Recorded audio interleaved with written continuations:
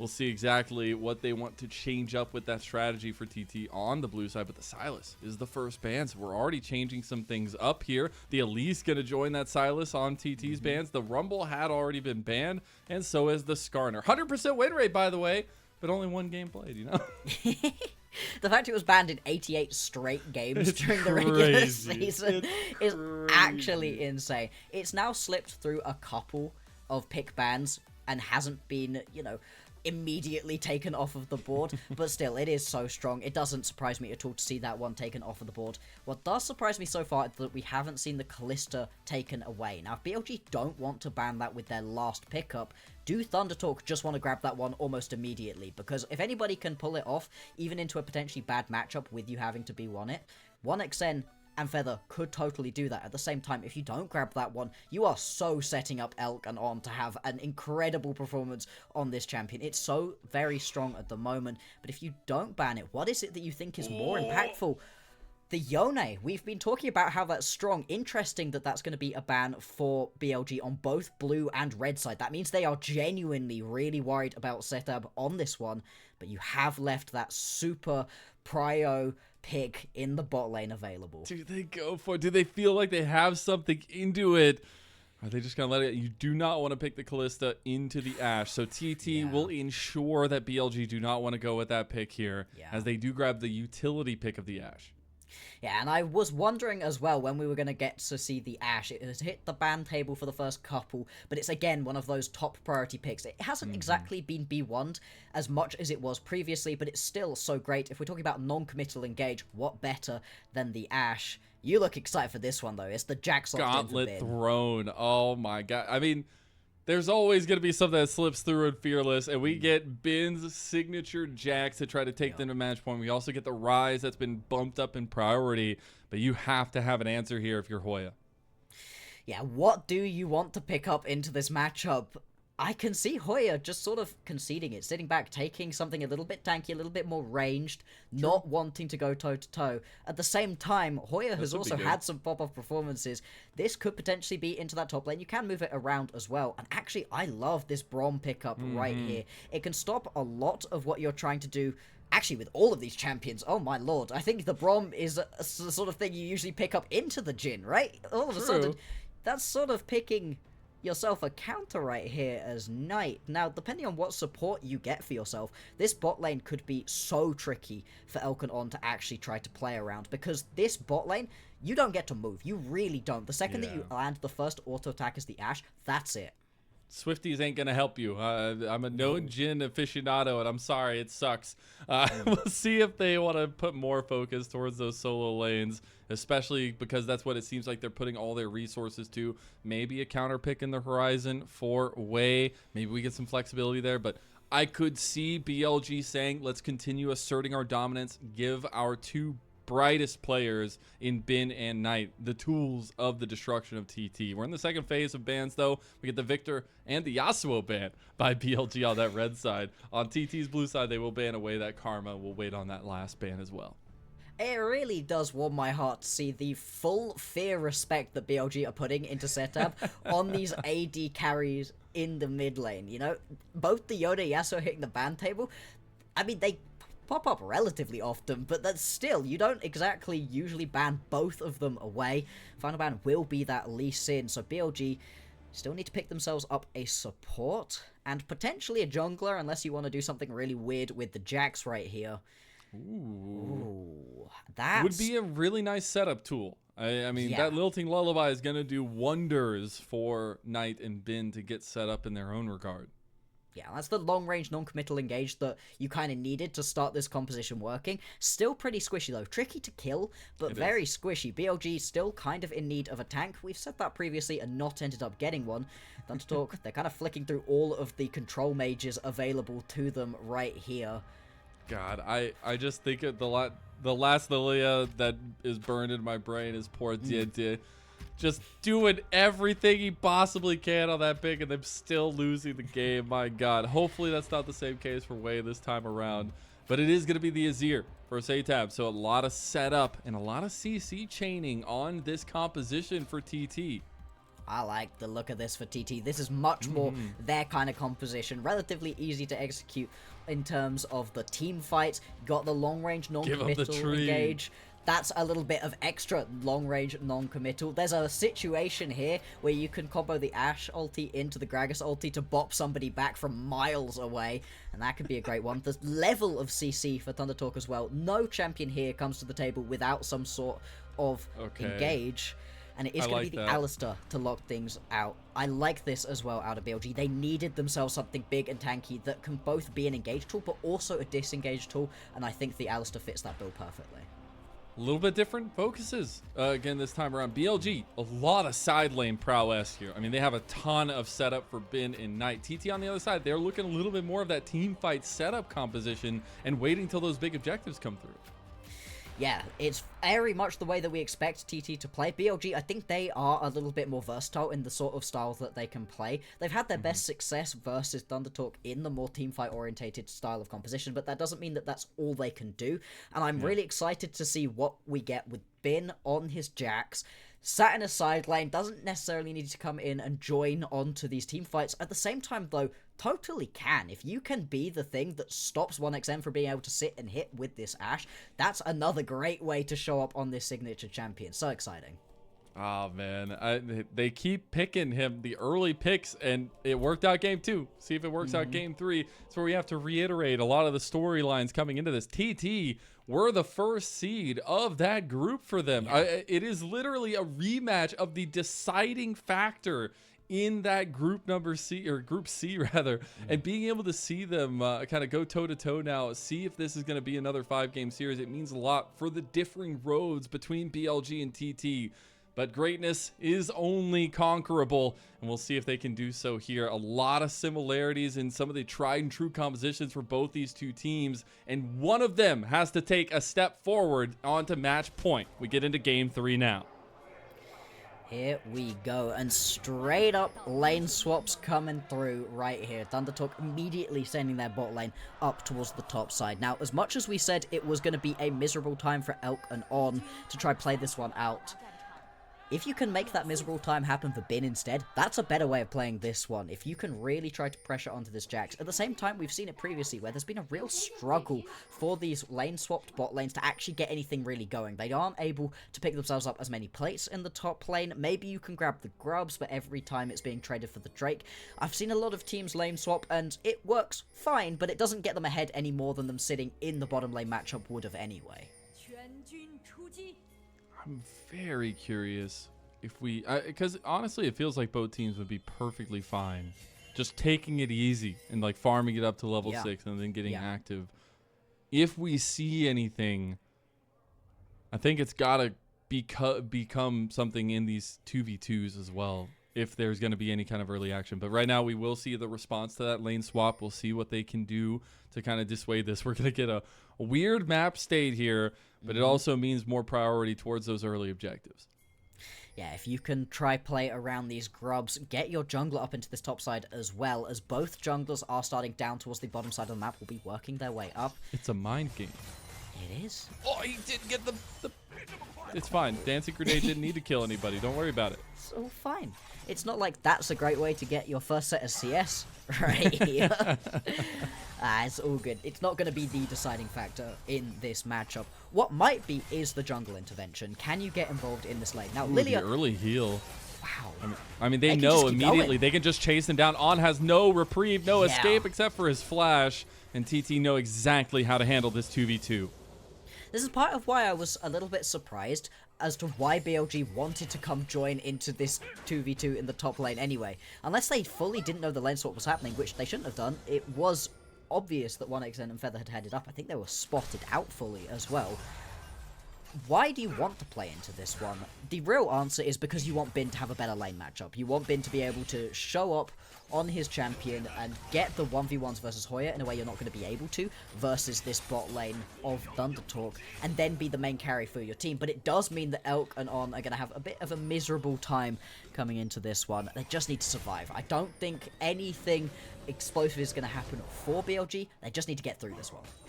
Some really good vision gained by 1xN there, getting the pathing out from Wei with his hawk shot. And we'll see what map looks like. But I think in all actuality, I love that we have a little bit more respect, or I guess more resources being given to 1xN and Feather. It's so funny to look at these duos. You look at Elkanon, you're like, these are the darlings of the LPL now, especially in the recent day and age. But it feels like 1xN and Feather have been carving their way through this bracket, through these teams, especially in the group stage, and BLG themselves, to start carving out their own name. I mean, this is a lauded duo from the JDG LDL era, and I think it's cool to see them finally come to their own. Feels like a sort of legacy game right here for ThunderTalk's bot lane. If they can pick this one up, you manage to win up against BLG twice in a row. That really cements you as the sort of bot lane that you should fear. Yeah, sure, you're able to beat up onto an LNG and EDG who are having a bad time beforehand, but no, we are here to play. As Hoya takes a ton of damage, but not really going to get killed. Wade doesn't have any CC right there, and Bim was busy catching the wave a little bit too far back. But this is also what I wanted to highlight here with these junglers. The Maokai can gank early and often, and I hope that we get to see that from Beichuan. We had a very quiet game from him in the previous one, and it was part of the reason why ThunderTalk weren't able to get anything going. What better game to try to be aggressive early on than a matchup where you're into a Lilia? Lilia just wants to sit and power farm. Sure, you can get involved, especially once you hit that level 6, but even post that point, you're more interested in joining these team fights around objectives and then just sitting and power farming, not ganking so much necessarily. Beichuan needs to gank early on, get his team into a good spot. Yeah, the utility will only get you so far. I always love the saplings plus hawkshot combo, but you gotta be able to secure space. And the Knight is gonna try to do that right now onto Beichuan. Get a little bit of those chicky nuggies going, but Dragon is up on the table. About a minute for those grubs spawns. Now we have that little bit of a lopsided side of the map for both sides now. A little bit more pressure from BLG on bot side. They are just going to be able to establish themselves this control over the top side. Our ThunderTalk potentially take themselves a first plate here as well, as the swap does come back through. And yeah, Elkanon, they weren't having a good time in that matchup. Do head off. ThunderTalk, they do grab themselves that first plate, so that's going to be a good injection of gold early on. Grubs, 30 seconds time right here, and I think you're going to be in the advantage as ThunderTalk if you want to go for this one. It'll be very interesting to see where Wei goes. If he just heads down to the bot lane, takes this first Drake, happy with that trade. I mean, it is an Infernal Drake, definitely one of the best ones to pick up as a solo. It does look like that's going to be the case, giving a lot of room for TT to work on this top side of the map. They did have Knight moving down. He has the Realm Warp. There could be some play made. Oh, Bin goes in for the 2v1. He's looking for the kill. He uses the Grandmaster's Challenge, but now he's locked down because of those concussive blows. He's got to be a little bit careful playing with fire there, but doing very nicely in a 2v1.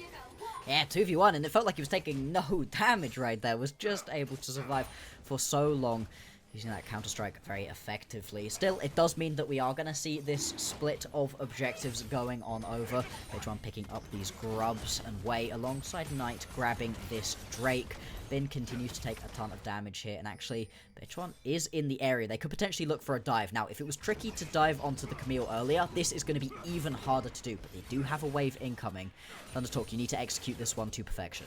It's Bin's Jax. Can they outplay it? They knew he was coming up here. Bin knows what's coming, and he just knows that he has to execute it correctly. There's that first Winter's Bite. Gonna hit. 1xN waiting to hit in. Concussive blows gonna go through after that counter-strike. There you go. Damage nice. down. 1xN tanking. Hey, gets the kill. Walks out. Throws up the Heimerdinger emote. And all is good. Hoya going for the kill on Knight. Looking for it. Has the cast, but no, he doesn't have the damage. And now he's gonna be slowly taken out. BLG get the better of the play on bot side, so it's a return. And it's all gonna be back and forth top side in favor of ThunderTalk. BLG picking up that one bot lane. I really thought that it was gonna be a return kill right there. Hoya looked like he was just about gonna be able to kill Knight, not able to in the end. So what does this mean? Because you end up getting the first kill for Wei, but the first kill for 1xN. Now, we were talking so much about these bot lanes. They've had quiet games so far. Not really the pop-off performances, the carry performances we're expecting from these bot lanes. But 1xN getting that first blood is going to be huge. The Ashe is in such a strong position. Has been kind of all year. That's just rude. That's just rude, Knight. It's just rude. What you doing? Window shop in there. Yeah, as you were saying, being able to give WhatXen any kind of presence on this Ashe is going to be a lot. The fact that he was tanking the turret and got the kill there, I mean, that's just insane. But all these leads, all this stuff, I mean, we're 8 minutes in, not that much to speak of going on in the game. We're literally 1-1. But TT need this. They need to be proactive because BLG will rip them apart on the map with the side lane pressure. They really will, and it is this laning phase where ThunderTalk are in the strongest position that they're likely to be. They're good around the team fights as well, don't get me wrong, but it's in these individual lanes where you've got so much priority through your bot lane, where you're perfectly happy for SeTab to just be sitting and farming, getting himself those kills. And Hoya, he hasn't really been into bin too much so far, but has been having a pretty good time of it already, you know? This is a great time for ThunderTalk. Early game going better than last game. We'll take that. They've got more kills thank already. Goodness. Knight looking for a counterplay, though, towards this top side onto Hoya. Beichuan right behind him. Bin going for the flash play, going for the counter-strike, throws the thumbs up. My man is gaming on him. Gets caught by the nature's grasp, maybe a little bit envious here. Oh, a chance miss earlier. Barely goes wide. SeTab looking to follow up, though. Bin left out to his own devices and is taken down by none other than SeTab. And that's the sort of counter-engage that you can get off with this composition. ThunderTalk, they see the play starting, make it there. Hoya, once again, surviving for a really long time. He was only not able to get a kill bot lane because he had no friends around. This time, in comes the cavalry, and ThunderTalk, they stop the play from working out for BLG. They've already got way more kills in this one than they managed in the previous matchup, and this is exactly what we want to see out of ThunderTalk. Easier to execute kind of composition, and getting an early enough advantage. And now they can use some of this presence, that first item for SeTab with the Leandries already completed, to push into this grub setup. 30 seconds till then. That'll be 6 grubs for them. You know BLG does not want to give this up by the sheer amount of presence they're putting over this way. And they just are putting everybody in this area. Giving away all 6 to ThunderTalk would not be a good idea, but we've seen it previously where giving over all 6, it's not the end of the world in a lot of these matchups, but it just makes you falling behind that much worse because you lose towers so much quicker. WhatXen stepping up in front of 3. Hey, I like it. That's confidence right there. Gonna see as Bin stepping away from his fight in bot side, gonna back, has TP available. Hoya does also. We're getting ready with the pings going towards this grub setup. BLG are going to be the ones there. TP now coming back from Hoya. He didn't get a chance to back just yet. Ultimates are available. And the flank potentially right here for SeTab. Oh, that's bold. Oh, he gets caught, cask out, and that might be the wombo combo TT we're looking for. That counter-strike was massive, though, and BLG, they're streaming forward. Lilting Lullaby going to come through from way, but he is not singing sweet nothings to nobody here. WhatXen trying to stutter step his way back through. Elk is tearing them apart, though. SeTab falls, and here he goes. Open them up and close them down. And one more shot, not going to be enough. And WhatXen gets out by the skin of his teeth. BLG strike. You highlighted it. The counter-strike was everything right there. Bin teleports into what is potentially a terrible situation, and you're also being flanked by SeTab at the start of that fight. But it doesn't matter. The Lilting Lullaby is gorgeous as well. And it really is just about the time and space that you're able to buy up as Bin that makes that team fight feel so scattered for ThunderTalk. You spent a long time in that fight right here as WhatXen auto-attacking, but it doesn't matter. Watch this counter-strike right here. Gets bopped into the backline. Doesn't matter. Takes no damage. Stuns onto multiple. There's a traitor among us. There are. And this fight, I was mainly watching SeTab here. Right? He's doing work in the backline. You know, good damage, but you're an early game Azir. You don't do that much damage at this point. If that happens later on, maybe it's a different story, but it's a flash from WhatXen away from being a clean ace there. We go back into live. TT, no slouches. They got back up. They dusted themselves off. Now they're looking at a dragon. Tie that one up for themselves. It was those 3 grubs secured by BLG. Very, very even game for this game number 3. And I think the fact is the matter is we're seeing a lot of presence mid. A lot of people stood around in this area, potentially looking for another pick right here, unable to buy himself up quite a lot of space. But the fact is that the main carries for this BLG composition are the people who have gotten themselves the most kills. 3-0-2 right now for Wei. 203 for Elk. Both of them in great spots. And yeah, look at the damage in the last team fight. Wow. Wait, hang on. They got a little catch out here. On is in a lot of trouble, but so is Wei. He's locked down. He gets bounced back, and look at him. He's going down. Nice. 1xN guns him down with the bow. Knight trying to get some AoE damage. This is massive. Knight holding himself accountable. A double kill for 1xN. One more shot. It's not enough. And TT, they're trying to run down can they not Knight. get him? The deadly. Wait. No. Oh! One more auto attack. The Windsor Spike got one back. Deadly Flourish goes wide, but the minions will finish the job. Elk, the only member standing in that fight, as Ben takes the task to Hoya. I don't need any other teams to play. I just want to watch BLG ThunderTalk forever. These games are so fun, but what a mess that team fight was. It's such a tiny thing, and hopefully we'll see a replay of it, but I'm just pretty sure that 1xN auto-attacks a ward once during that fight, and it's just one. But at this point in the game, you do a decent amount of damage with one auto-attack, and I think that was enough to make it so people were beginning to escape on really low HP. Let's watch, because 1xN starts this team fight really well, lands a great arrow, and is dealing a lot of damage onto key priority targets. Where is it? I swear it's right around here that there's an auto attack. No, he did. Yep. No. Yep. And if he doesn't do that, On doesn't. Dead. Yeah, On dies. On doesn't get that headbutt that repositions everybody around. They're able to pick up the kill onto Knight easier and potentially turn it around to grab a kill onto Elk. Genuinely, that single auto attack onto a ward messed up that team fight. That's actually so insane. That is actually so insane. I mean, they always called League of Legends the domino effect, but literally you could see it play out in front of you right there. Incredible stuff. Just one auto attack onto a ward, and all of those cascading. And now there's a butterfly flapping its wings in Brazil. Yep. There's a mountain collapsing somewhere else. I don't know. We get a little bit of top lane mountain collapsing though, as BLG trying to collapse onto SeTab. He does get his shifting sands out of that one. We have a Herald spawn in about 40 seconds. Another Ruinous out of comp, by the way, coming up as well. But that Herald, very important, at least for TT, to keep momentum going in this game. They are at a deficit now, Bloxer, but I think they want to try to keep their head in the game here. Yeah, they may be at a small deficit, but it really doesn't feel like they're in a bad spot in this game. They can still find some big plays, especially now that you've got yourself a Leandries onto SeTab, second item under his belt, second item onto 1xN. You're going to be in a good spot to play out these team fights.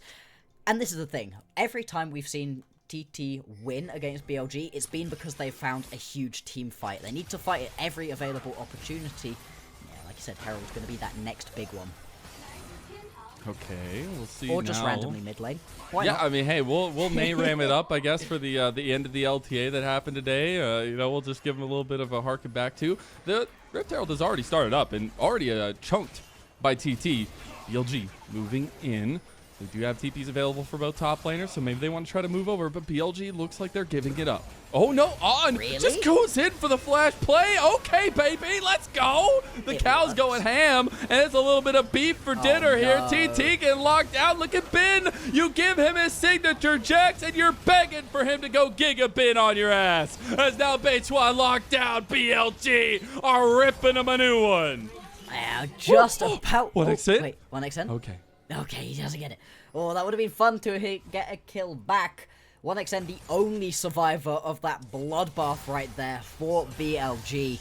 I was not certain about On going in onto that one, but at this point in the game, even pre-having that locket, you're still so tanky with that Unbreakable Will, able to sit in the backline for so long, and it buys the space needed for Elk to be able to sit in the backline, use that ulti, and just rain down hell and destruction on to ThunderTalk. I thought ThunderTalk were in a really good spot here, but the flash engage and just how long On is able to survive.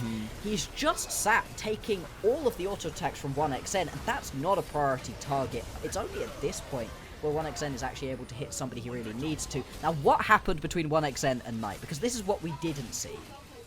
They just going at it. Oh my 1xN lord. just doing massive damage. That flash was crazy. That's a one-item Ashe. Yeah.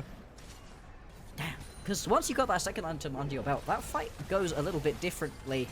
in the individuals, but that's now another fight lost for BLG. They do just about on the backside end up picking themselves up the Herald. They can at least use that mid. Bin, he's... Full oh man. no, not again! TT, they got traitors among them, but Bin is the one that needs to get out of there, as you have 5 members of TT that show up. Thankfully, they are able to get the TP from SeTab to join the fray. He does have that Sun Disc, so he'll put it up in the mid lane. Enchanted Crystal Arrow on. Oh, he's a slick cow. Look at him. He gave him the Ramus thumbs up too. Got them fancy feet right there. Just about going to be able to get away from that one. Not quite sure that the follow-up would have fully been there originally. But the fact that Bin is able to jump in and amongst 4 members, land that multi-man stun, and then get away from that play with really no help from the rest of his team is not a good sign for the rest of this game.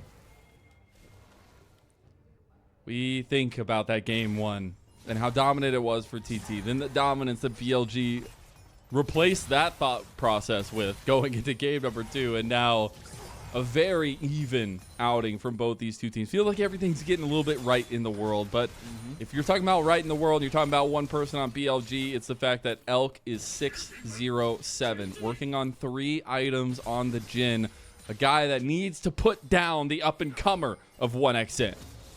Currently looking to have 2 deathless games back-to-back, and really hasn't had too much threat in the last 2 games either. Has been sat pretty in the backline for the majority of this game. Obviously, having that rapid fire cannon going to help even further. You don't need to get anywhere near these team fights. The only thing that BLG need to really unlock Elk in these team fights is to be able to get that shield out from Feather at the beginning, and then it gets a lot easier for him to play these ones from miles away.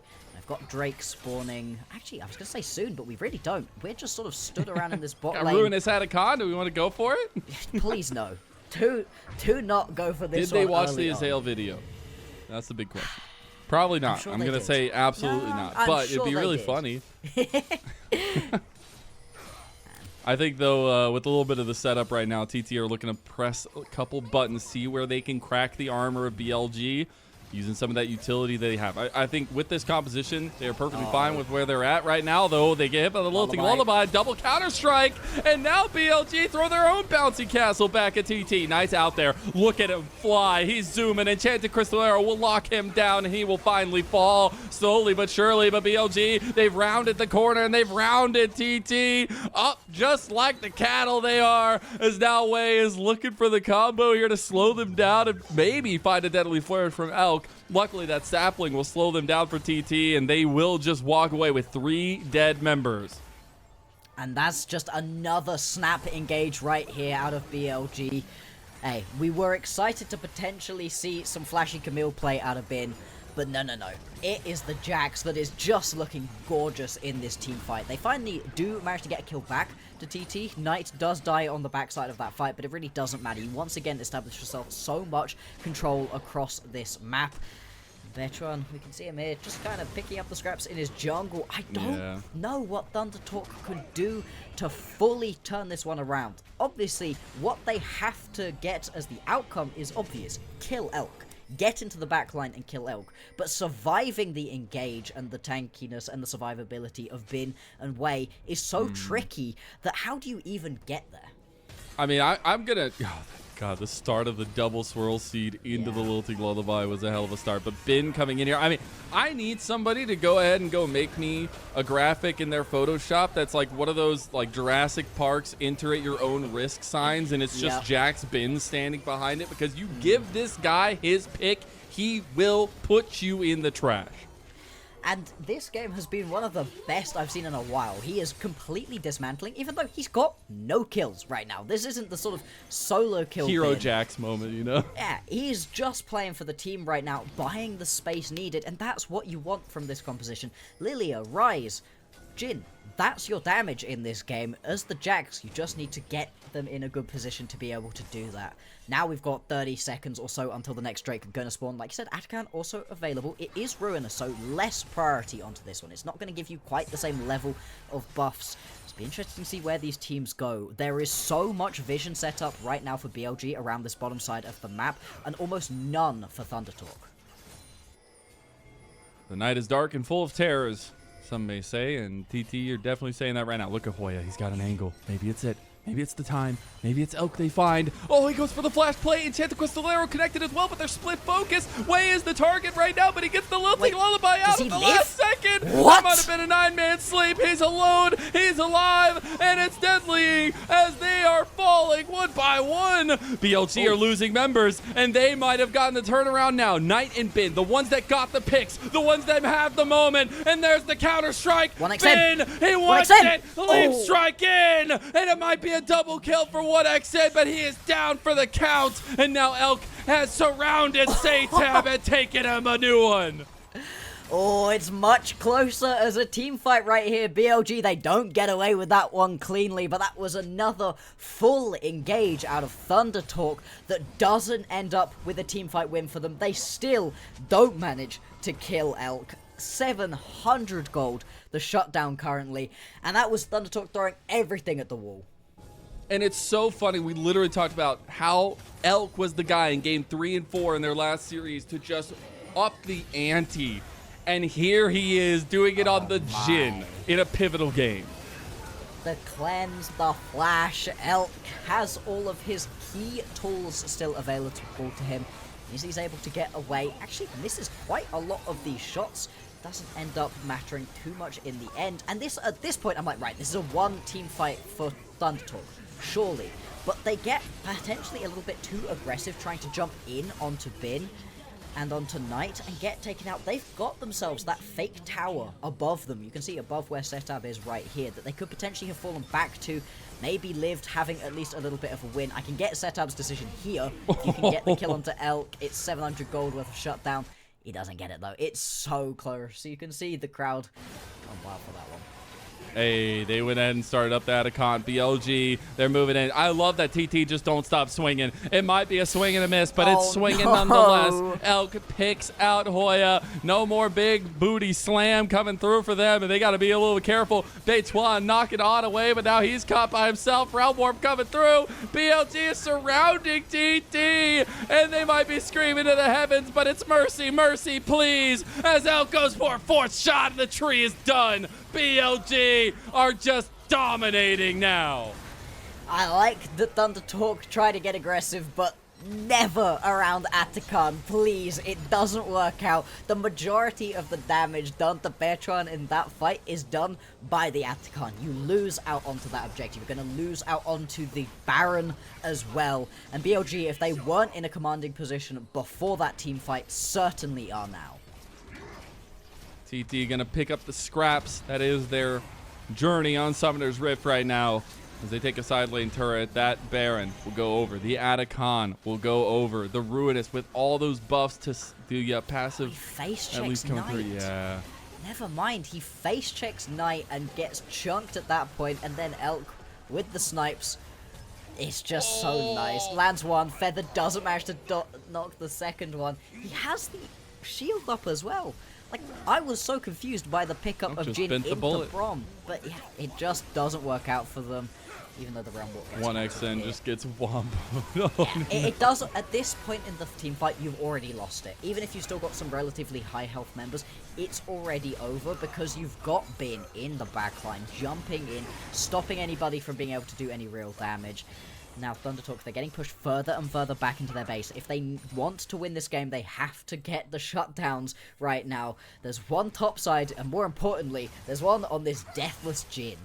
Dude, I'm just flabbergasted, honestly, are the words I'm going to choose for Elk right now. Like, this guy, when he chooses to, he just all of a sudden rises to the occasion. This is 2 games in a row of his just dismantling of TT. And it's on a Jhin. It's on a pick where they were pressured in lane. And this guy, I mean, he is literally the husband of the LPL. People love him. People laud him. But it's the combo, the duo of Elk and On that have been so prevalent in the hearts and names of the LPL of recent history. And here they are yet again putting on a show. On has had a brilliant game. This Alistar really did tie the rest of the BLG composition together. You can see in a lot of these team fights been stepping up, finding that initial engage, stopping people from being able to just sit and hit 1xN SeTab. They haven't been able to play their games, all because of On.